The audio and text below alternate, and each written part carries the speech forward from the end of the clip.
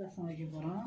2 spoon மிளகு, 1 spoon சீரகம், 3 காஞ்ச மிளகா, 2 பச்சை மிளகா, கொத்தமல்லி கொஞ்சம், கருவேப்பிலை கொஞ்சம், வெள்ளைப்பூடு ஒரு 5 கல் எடுத்துக்கிறணும். மஞ்சத்தூள் 1/2 ஸ்பூன், பெருங்காயத்தூள் தேவையான அளவு, கடுகு 1/4 ஸ்பூன், புளி எடுத்துக்கோங்க ரசத்துக்கு. மூஞ்சி வைக்கணும். நல்லா தக்காளி நசுக்கி மட்டும் கட்டியாச்சு.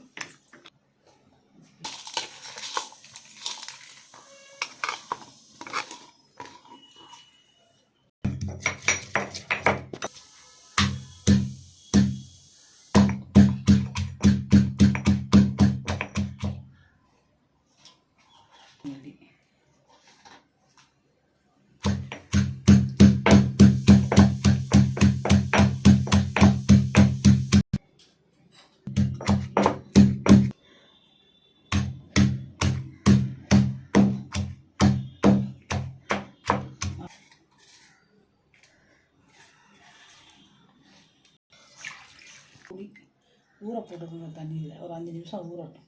எண்ணெய் ரசத்துக்கு 1 ஸ்பூன், 1/4 ஸ்பூன்.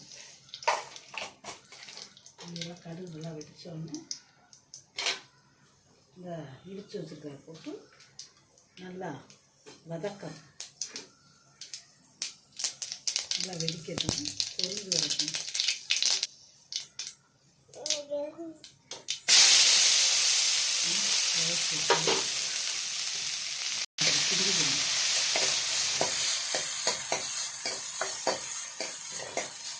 நல்லா கிண்டு மாட்டேன், நல்லா வாசமாக இருக்கணும். அதை ஊற்றணும். நல்லா கிண்டி விட்டு அதுக்கப்புறம் புளி கரைச்சல் ஊற்றணும். அதுக்கப்புறம் மஞ்சத்தூள் எடுத்து வச்சுக்கணும்.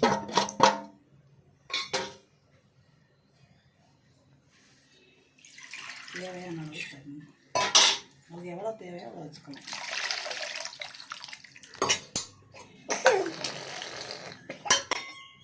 நம்ம உப்பு இறக்க போடையில் முறக்கூட்டினோடனே உப்பு போடணும். இல்லையா ரசம் கடுத்து போயிடும். ரசத்தை இறக்கிறாங்க. அவ்வளோதான். ஊட்டி வந்துருச்சு நல்லா. அதுக்கப்புறம் அடுப்பு ஆஃப் பண்ணிவிட்டு அந்த உப்பு போட்டுக்கணும். சுவையான ரசம் வந்து ரெடி ஆயிடுச்சு.